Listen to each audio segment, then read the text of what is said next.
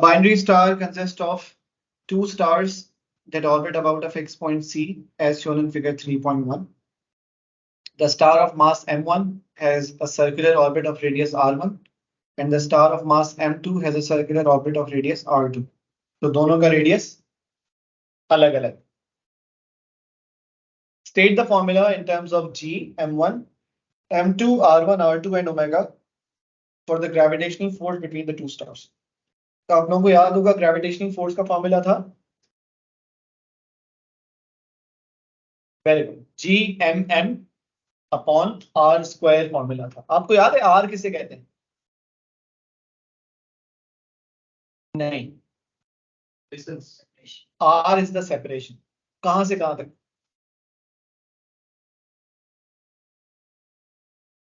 R separation थी कहां से कहां तक? एक ऑब्जेक्ट के सेंटर से लेकर दूसरे ऑब्जेक्ट के सेंटर पर. तो अगर मैं आपसे बोलूं कि इस डायग्राम को देखकर बताएं फिगर 3.1 को, सेपरेशन कहां कितनी है?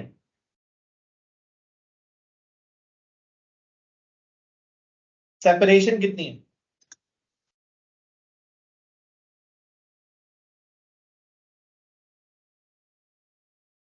Sir R1 plus separation R2 है जी बेटा. R1 प्लस R2 होगी ना. Very good. सेपरेशन होगी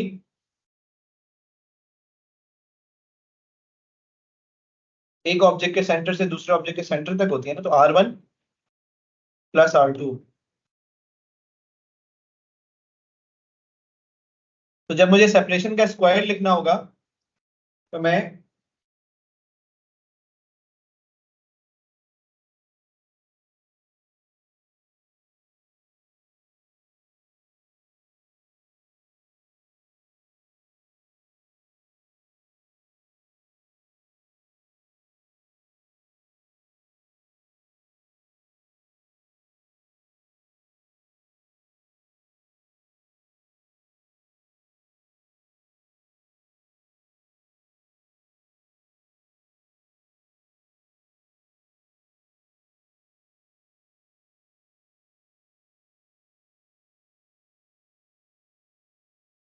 यहां तक कर लिया.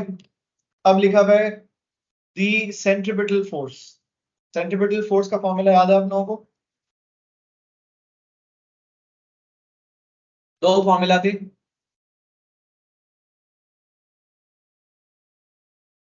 To pi F is not the formula for centripetal force.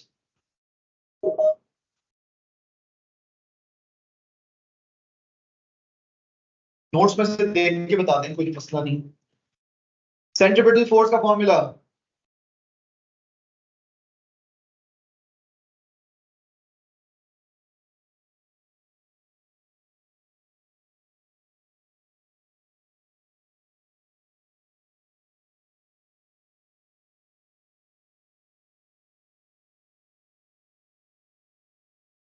Centripetal force के दो फॉर्मूला थे. एक था mv स्क्वायर अपॉन r और एक था mr omega square. mv square upon r हम यूज नहीं कर सकते. उसका रीजन ये है कि उन्होंने ऊपर लिखा हुआ है कि आपको g m1 m2 r1 r2 और ओमेगा यूज करना. इसका मतलब है हम यूज कर सकते हैं mr ओमेगा स्क्वायर. तो ये हो जाएगा m1 r1 omega square.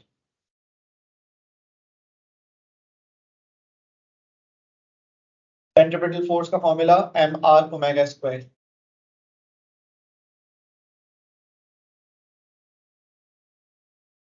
Two pi upon capital T. क्या आंसर आ रहा है? 4.98 एक्सपोनेंट माइनस 8. यही आंसर है. Next, show that the ratio of the masses of the stars is given by the expression m1 upon m2 is equal to r2 upon r. अब एक चीज जो आपने पीछे ऑब्जर्व की होगी वो ये कि दोनों ऑब्जेक्ट्स का जो सेंटर है ना वो एक ही है. रेडियस अलग अलग है लेकिन जो ऑर्बिट का सेंटर है ना वो एक ही है. दोनों ऑब्जेक्ट्स एक दूसरे पर कौन सी फोर्स लगा रहे हैं? ग्रेविटेशनल फोर्स, हम कहते हैं फोर्स बिटवीन मासेस। दोनों ऑब्जेक्ट जो एक दूसरे पर ग्रेविटेशनल फोर्स लगा रहे हैं वो सेम होगी। ऐसा नहीं हो सकता कि एक ऑब्जेक्ट ज्यादा लगा रहा हो एक ऑब्जेक्ट कम लगा रहा हो। जब दो ही ऑब्जेक्ट्स हैं और वही एक दूसरे पे फोर्स लगा रहे हैं तो सेम ही फोर्स जितना ऑब्जेक्ट बी पे लगाएगा, ऑब्जेक्ट बी उतना ही ऑब्जेक्ट ए पे फोर्स लगाएगा। और जो अगर ग्रेविटेशनल फोर्स सेम है तो सेंट्रीपिटल फोर्स भी सेम होगी। क्यों सेम होगी? क्योंकि सर्कुलर मोशन में there should be a force responsible for the circular motion. So which force is responsible for the circular motion? Centripetal force is actually provided by the gravitational force. It means gravitational force is responsible for circular motion. तो क्या मैं कह सकता हूं कि दोनों की centripetal forces भी बराबर होंगी? क्योंकि दोनों की ग्रेविटेशनल फोर्सेस बराबर है तो दोनों की सेंट्रीपिटल फोर्सेस भी बराबर होंगी। तो अगर सेंट्रीपिटल फोर्सेस बराबर होंगी तो मैं लिख सकता हूं ना m1r1 omega square is equal to m2r2 omega square. एक ऑब्जेक्ट की centripetal force is equal to दूसरे ऑब्जेक्ट की सेंट्रीपिटल फोर्स। अच्छा मुझे एक बात बताएं, ओमेगा के साथ मैंने 1 और 2 क्यों नहीं लगाया? क्योंकि यहां लिखा हुआ है both stars have the same angular speed omega. ठीक है, तो इसलिए ओमेगा सेम होने की वजह से हमने ओमेगा के साथ 1 और 2 नहीं लगाना, क्योंकि हमें पता है दोनों का ओमेगा सेम। मासेस डिफरेंट है, radius of the orbit different है, r1 r2 डिफरेंट है, लेकिन ओमेगा दोनों का सेम। तो ओमेगा और ओमेगा क्या हो जाएंगे? कैंसिल हो जाएंगे। अगर मैं कैंसिल होने के बाद m1 अपॉन m2 लिखता हूं तो मेरे पास एक्सप्रेशन बनता है r2 अपॉन r1 और यही मुझे शो कर।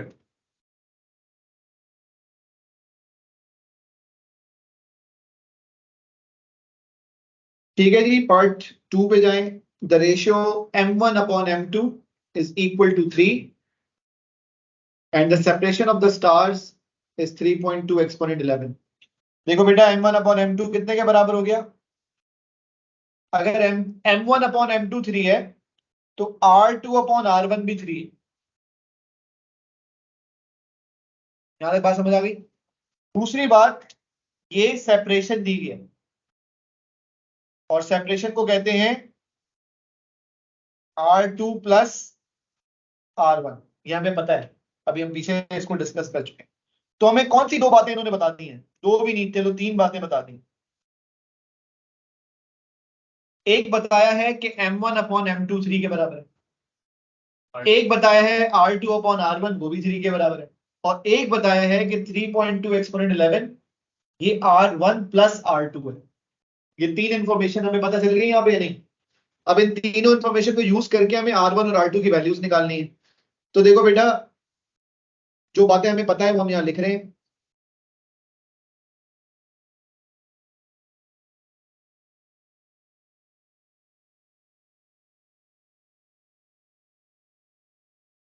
यही तीन बातें बता दी ना हमें। अब अगर इन तीन में से मैं अगर आपसे कहूं कि इधर देखें सामने कि एक इक्वेशन ये है और एक इक्वेशन ये है, कितनी इक्वेशन है? दो। और कितने अननोन है? इसको कहते हैं साइमल्टेनियस इक्वेशन। जब एक की वैल्यू मिल गई है तो किसी भी एक इक्वेशन दूसरे की वैल्यू सब्स्टिट्यूट करते हैं तो दूसरे की वैल्यू आ जाएगी।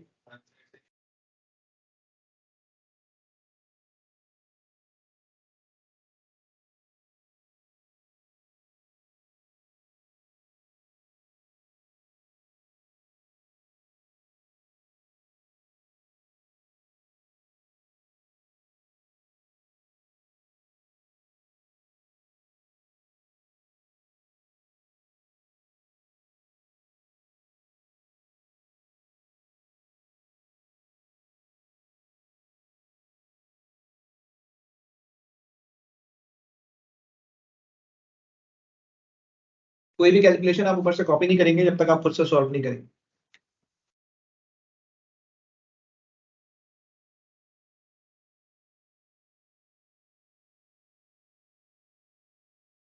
कर लिया तो सबने?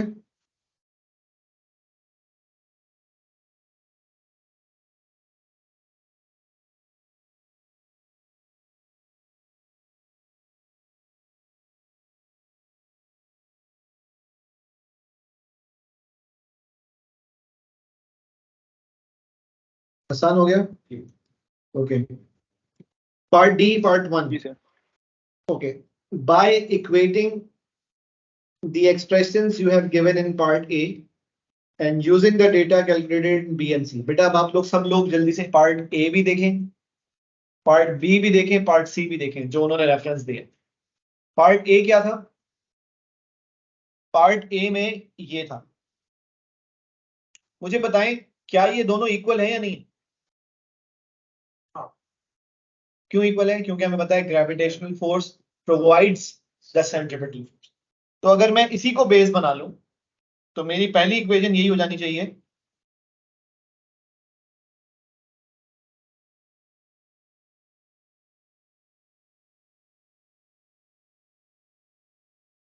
है ना? FG is FC, क्योंकि हमें पता है gravitational force is centripetal force, और ये हमें पार्ट ए में उसने करवा दिया. हमने सिर्फ क्या किया, दोनों जो पार्ट्स थे उसकी वैल्यूज को इक्वल कर. ठीक है, क्यों इक्वल कर दिया? क्यों पता है इक्वल है. M1 और M1 कैंसिल हो गए दोनों साइड्स पे, M1 और M1 कैंसिल हो गए.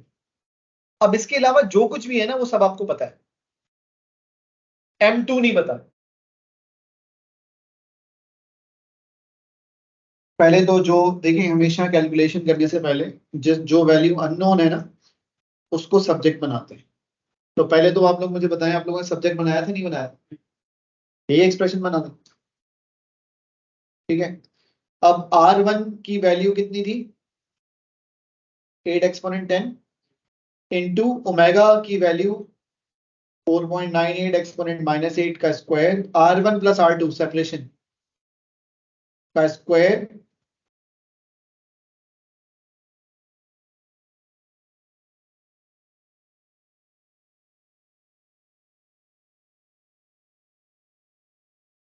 और इसको डिवाइड करना है हमने 6.67 एक्सपोनेंट माइनस 11 से, तो आपका आंसर आ जाएगा 3.0 एक्सपोनेंट 29. पार्ट 2 है state whether the answer in part 1 is for the more massive और for the less massive star. इसका आंसर आप देंगे कहां से? इसका आंसर आप देंगे यहां से.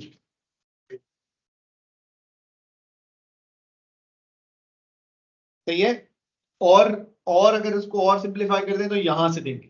ये है इसका आंसर. क्या लिखा हुआ है? ये लिखा हुआ है M1 इज 3 टाइम्स M2. क्या लिखा हुआ है ये? M1 is 3 times M2. तो मुझे बताएं M2 और M1 में से कौन मैसिव है? M1 मैसिव है. तो मुझे बताओ, मुझे आंसर क्या देना चाहिए पार्ट 2 का? तो हमें लिखना है it is for the less massive star.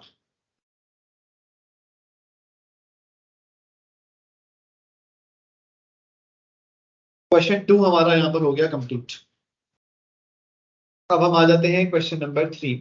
यहां तक सबने कर लिया? एंगुलर वेलोसिटी का formula 2 by upon T. T given है आपको कितना?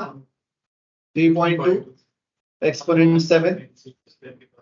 तो इसलिए इसका आंसर आ रहा है 1.96 एक्सपोनेंट माइनस 7. ठीक है, magnitude of the centripetal force formula बताएं. सेंट्रिपिटल फोर्स का फॉर्मूला क्या था? एम आर ओमेगा स्क्वायर लगा लेंगे. M/r omega square. Very good. जल्दी से बताएं क्या आंसर आ रहा है M/r ओमेगा स्क्वायर सॉल्व करके.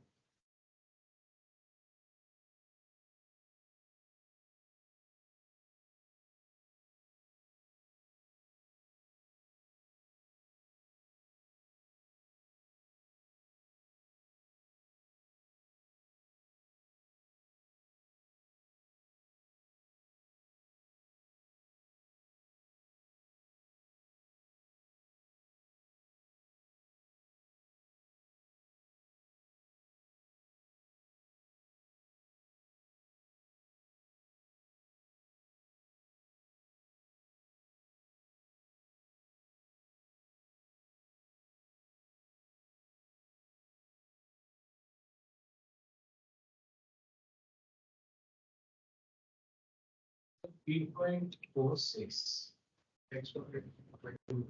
Point 4 6 exponent 22।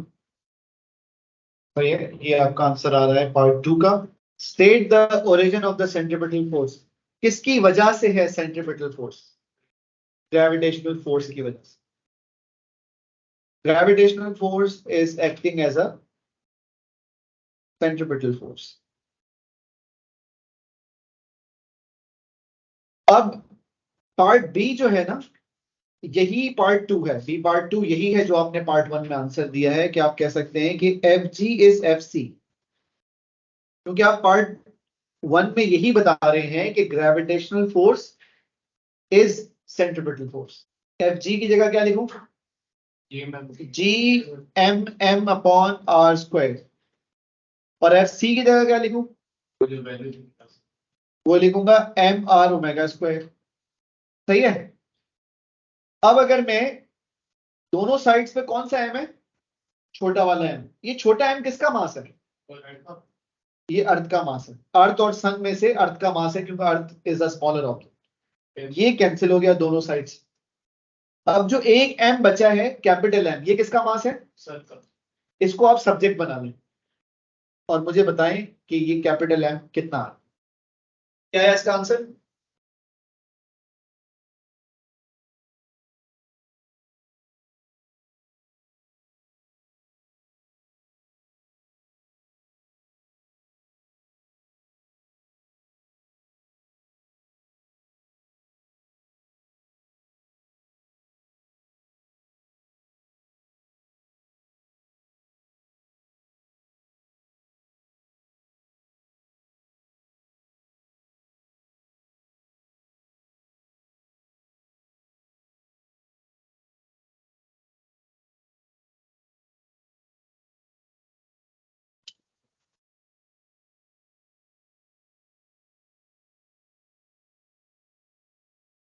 अच्छा, इसमें बी पार्ट 2 में एक चीज मैं आपको बता दूं।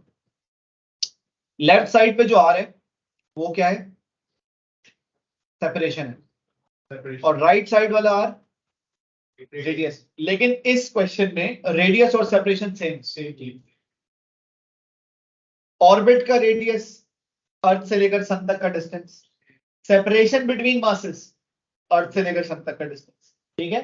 तो लेकिन आपने अपने तौर पर हर दफा केयरफुली हर क्वेश्चन में देखना है। सेम हो भी सकता है, सेम नहीं भी हो सकता। जैसे आपने क्वेश्चन 2 किया था, उसमें सेम नहीं था। सही है। इसमें सेम। सेम। यहां तक बेटा सबने कर लिया? हो गया। Okay, next question 4।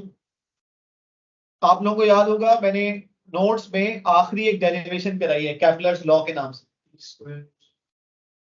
Kepler's law. उसमें देखें वी स्क्वायर किसके बराबर प्रूफ किया था?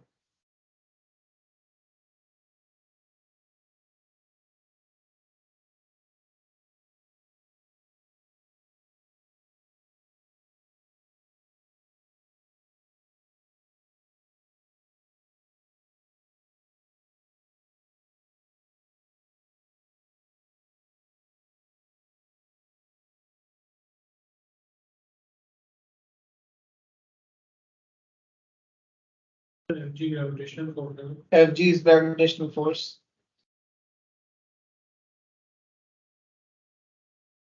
काइनेटिक एनर्जी का फॉर्मूला बताएं आप लोग।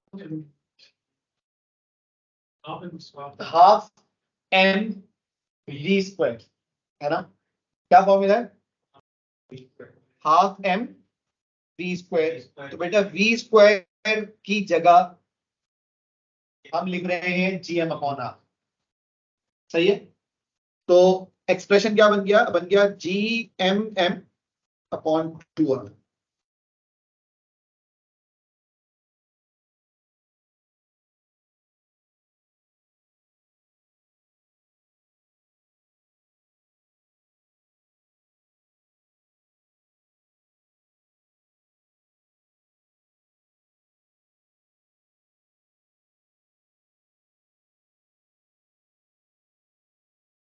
ग्रेविटेशनल पोटेंशियल एनर्जी की इक्वेशन मैंने आप लोगों को नोट्स में लिखवाई थी।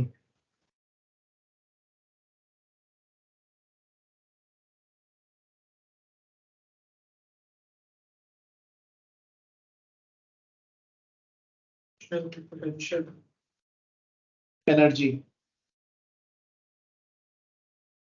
m minus m5 whether gm उन्होंने कहा है जी एम एम और आर की फॉर्म में बताओ। minus gmm upon delta r minus G M M upon are.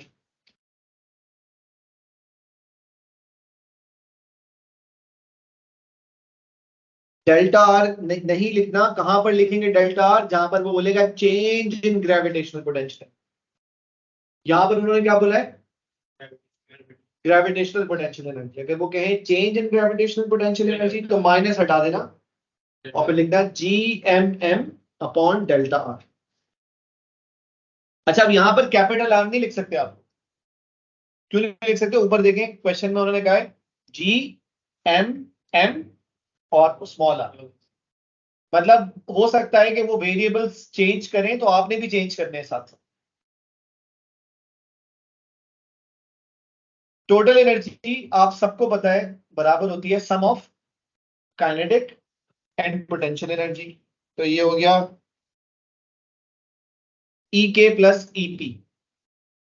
अब काइनेटिक एनर्जी का फॉर्मूला आ गया G M M upon two R और पोटेंशियल एनर्जी का आ गया minus G M M upon R. ये प्लस ही होने, माइनस मैंने क्यों लिखा है? क्योंकि इक्वेशन में माइनस। अगर इक्वेशन में माइनस नहीं होता तो मैं प्लस ही करता, माइनस नहीं किया मैंने इनको। ये बात समझ आ रही नहीं आ रही? प्लस ही करना था। ग्रेविटेशनल पोटेंशियल एनर्जी की इक्वेशन में माइनस लिखा हुआ है तो वो माइनस का साइन हो गया है according to the situation. Plus minus is minus, आजकल लोग यही कह रहे हैं उसके बारे में। ठीक है, तो अब एलसीएम लेना आप लोगों को आता होगा क्योंकि हम लोग सब 5-6 क्लास से सीख रहे हैं। एलसीएम पहली मरतबा कब पढ़ते हैं? 5 क्लास में पढ़ लेते हैं मेरे ख्याल में। अब एक का डिनोमिनेटर 2r है और दूसरे का डिनोमिनेटर r है, तो दूसरे वाले एक्सप्रेशन को भी अगर मैं 2 से मल्टीप्लाई डिवाइड करा दूं तो डिनोमिनेटर सेम हो जाते हैं, तो न्यूमरेटर्स ऐड हो जाते हैं, है ना? तो ये हो जाएगा और जब ऐड हो जाएंगे तो उसके बाद वाले स्टेप का आंसर ही आएगा। मैंने डायरेक्टली लिख दिया है क्योंकि मैं A2 पढ़ा रहा हूं। Total energy of the satellite gradually decreases, state and explain the effect of this decrease on the radius. पहले तो मुझे पता है टोटल एनर्जी की इक्वेशन थी क्या, अभी क्या आई थी इक्वेशन? क्या आई थी इक्वेशन? नहीं, अभी क्या इक्वेशन आई थी? यही आई थी ना, ये मैंने सामने लिख दिया कि टोटल एनर्जी की इक्वेशन हमने निकाल ली। इसमें देखें जो जी है, एम है, एम है और 2 है, ये सब कांस्टेंट है। सिर्फ चेंज जो हो रहा है ना वो आर हो रहा है। आर के चेंज होने से ई टी चेंज हो जाएगा। ई टी और आर का ये वेरिएबल्स है, बाकी सब इसमें कांस्टेंट है। जी एम एम 2 ये कांस्टेंट है। तो अगर मैं आपसे बोलूं ई टी का आर के साथ क्या रिलेशन है? इनवर्स, लेकिन माइनस का साइन लगा हुआ है तो हम उसको डायरेक्ट कहेंगे। सही है। इस इक्वेशन में अगर माइनस नहीं होता और मैं आपसे पूछता तो आप क्या कहते? इनवर्स। ठीक है, यहां तक आप बिल्कुल ठीक है, लेकिन इस इक्वेशन में माइनस लगा हुआ है तो आप इसको क्या बोलेंगे? डायरेक्ट। अब मैं दोबारा से आपसे पूछ रहा हूं, इस पूरी इक्वेशन में वेरिएबल कौन कौन है? इस पूरी इक्वेशन में वेरिएबल कौन कौन है? ईटी और आर। और कांस्टेंट कौन कौन है? जी एम एम और 2, ये कांस्टेंट। अगर मैं आपसे बोलूं ईटी का आर के साथ क्या रिलेशन है?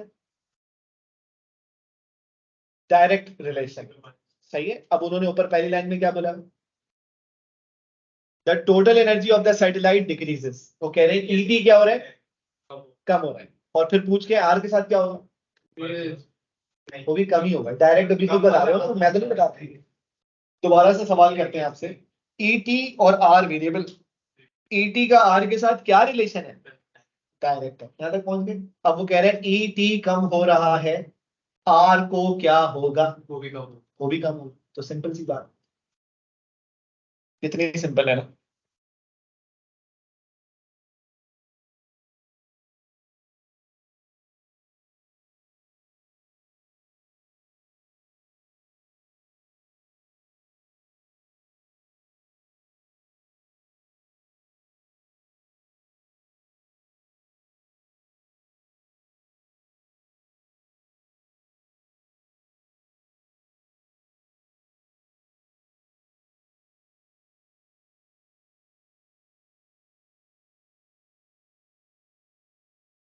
अच्छा, पार्ट 2 में उसने पूछा है लीनियर स्पीड, सही है।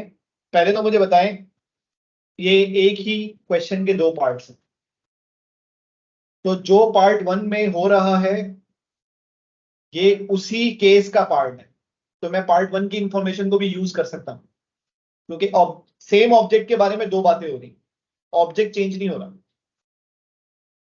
पार्ट 1 में लिखा हुआ है the radius of the orbit, और आपने कहा रेडियस ऑफ द ऑर्बिट क्या हो गया, डिक्रीज हो गया। ये पार्ट 1 में आपने उसी ऑब्जेक्ट के बारे में बात की है, और पार्ट 2 भी उसी ऑब्जेक्ट के बारे में क्वेश्चन है। तो अगर मैं आपसे बोलूं रेडियस कम हो रहा है, का मतलब ये है कि ऑब्जेक्ट करीब आ रहा है, ऐसे ही है या नहीं है? रेडियस कम होने का क्या मतलब है? ऑब्जेक्ट करीब आ रहा है। जैसे अगर हम बात करते हैं अर्थ और सन की, अभी हमने बात की थी earth is revolving around sun, radius कम होने का क्या मतलब है? अर्थ सन के करीब आ रहा है, हो सकता है। करीब आने का क्या मतलब है? अगर ऑब्जेक्ट, जैसे मैं आपको बोलूं कि एक ऑब्जेक्ट को आप अर्थ से ऊपर लेकर जा रहे हैं, हाइट बढ़ा रहे हैं, तो उसको मैं क्या बोलूंगा? रेडियस बढ़ रहा है, मतलब सेपरेशन बढ़ रही है। और अगर मैं ऑब्जेक्ट को अर्थ की तरफ लाऊंगा तो सेपरेशन कम होगी, रेडियस कम होगी। तो बेटा अगर रेडियस कम होगा तो ग्रेविटेशनल पोटेंशियल एनर्जी कम होगी, ये हम सबको पता है। ओ लेवल्स ग्रेड 9 में हमने पढ़ा था, ऑब्जेक्ट की हाइट कम हो तो ग्रेविटेशनल पोटेंशियल एनर्जी कम होती है, और ऑब्जेक्ट को जितना ऊपर लेके जाते जाते हैं, तो हम इसको अब ये नहीं पढ़ ले जितना ऊपर लेके जाते जाते हैं, मैं कह रहा हूं उसको जितना दूर करते जाते हैं ग्रेविटेशनल पोटेंशियल एनर्जी बढ़ती है। यहां ऊपर लिखा हुआ है radius of the orbit decreases, part 1 में हम कर चुके। तो रेडियस कम होने का मतलब है ऑब्जेक्ट करीब आ रहा है, करीब आने का मतलब है ग्रेविटेशनल पोटेंशियल एनर्जी कम हो रही है, तो काइनेटिक एनर्जी बढ़ेगी, और अगर काइनेटिक एनर्जी बढ़ेगी तो स्पीड भी बढ़ेगी। ठीक है, यहां तक आपका ये हो गया क्वेश्चन कंप्लीट।